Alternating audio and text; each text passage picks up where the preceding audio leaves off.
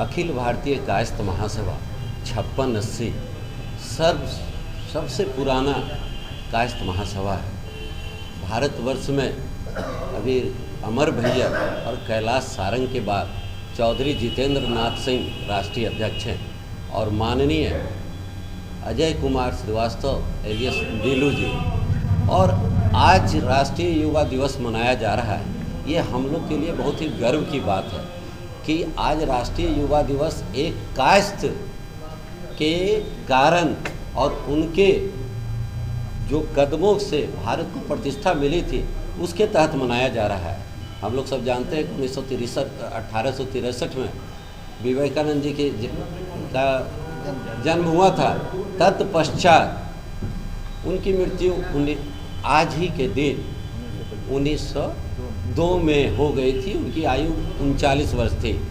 और इसी बीच में 1883 में जब उनकी आयु 20 वर्ष थी तो शिकागो जैसे शहर में जहां अमेरिकन और अंग्रेजियत का बोलबाला होता था, वहां यह कायस्थ शख्स अपने भारतवर्ष का बोलबाला करते हुए कायस्थ और भारतवर्ष का मस्तक ऊंचा किया था। उसी के याद में राष्ट्रीय युवा दिवस मनाया जाता है और हम लोग के लिए गौरवान्वित करने वाला क्षण है। आज के युवाओं को इनसे क्या प्रेरणा लेना चाहिए? युवाओं का प्रेरणा, उनका एक एक पल, एक एक क्षण, जीवन की शैली प्रेरणा योग्य है। आप समझ सकते हैं 39 वर्ष की आयु में एक व्यक्ति परमहंस जी का शिष्य था।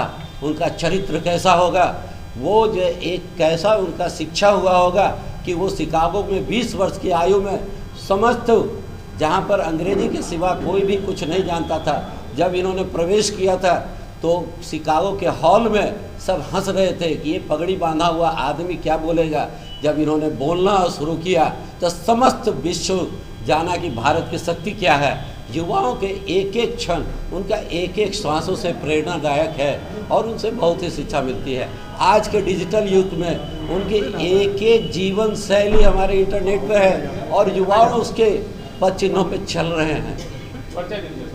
मैं राकेश कुमार सिन्हा, प्रदेश महामंत्री, अखिल भारतीय कायस्थ महासभा, बिहार प्रदेश। आपका कहना बिल्कुल सही है, अपनी जायज़ बात है।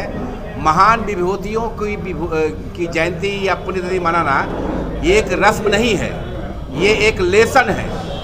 हम अगर उसके ऊपर न चलते हैं तो ये गलती हमारी है, उस विभूति की नहीं है।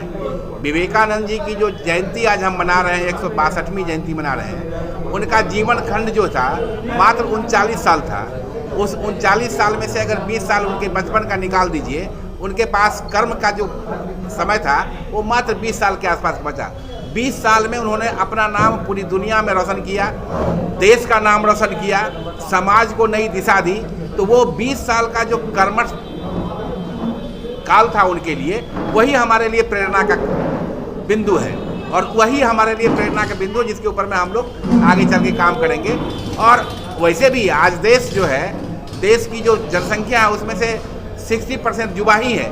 तो इससे बढ़िया विभूति, ये विभूति विवेकानंद जी जैसा विभूति आज के युवा, आज के देश के जो युवा है उनके लिए सर्वश्रेष्ठ विभूति है। वो उनसे प्रेरणा ले सकते हैं।